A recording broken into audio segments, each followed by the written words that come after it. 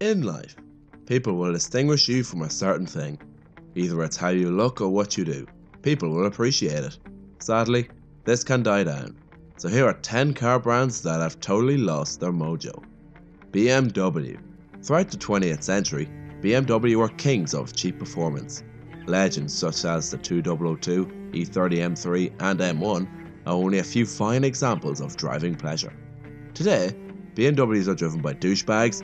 They're kinda bland, ugly, and so artificial that the essence of driver enjoyment is gone. The only car keeping the flame lit is the current M2. Peugeot. We all saw that hilarious film in Top Gear, where Peugeot went from making sturdy cars to sporty cars and now terrible cars. A few years ago, the strategy was working.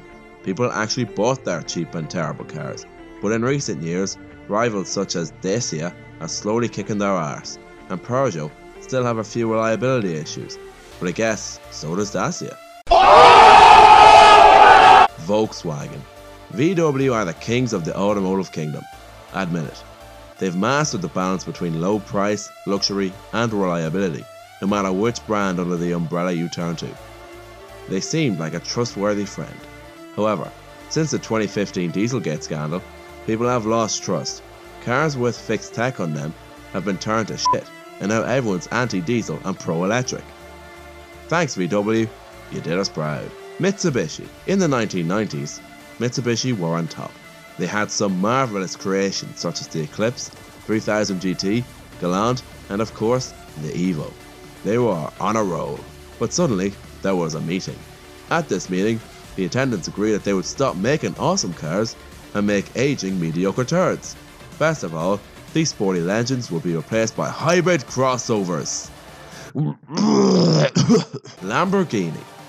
Ever since Mr. Lamborghini had his beef with Ferrari, Lamborghini have made very stylish and powerful sports cars. Throughout the years, it seemed like they were on cloud 9.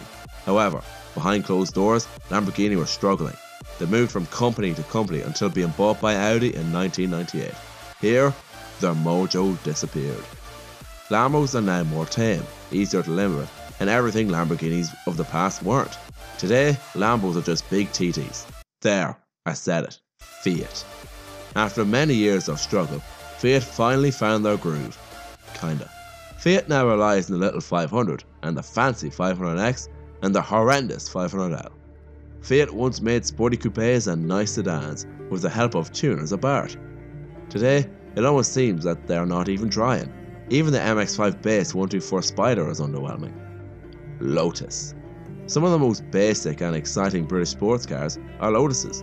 Their simplistic platform still exists today. However, the green stuff hasn't been flowing in, and Lotus hasn't made a new car in years.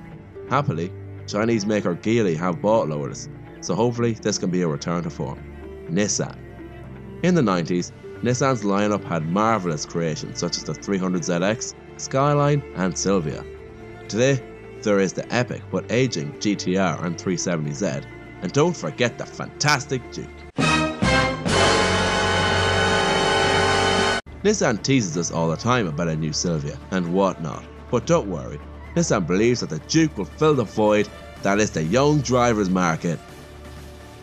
You haven't got a clue, have yous? Bugatti. In 2005, one of the most epic cars of all time was made, the Bugatti Veyron. It's a car that was loved by all.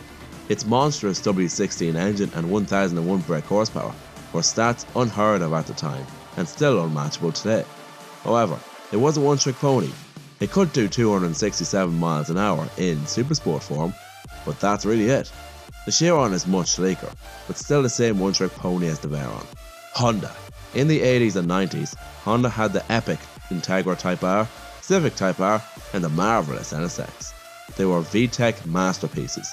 Sadly, gone are the sporty and lightweight hot hatches, and instead, we have crossovers, boring hatchbacks, and other stuff.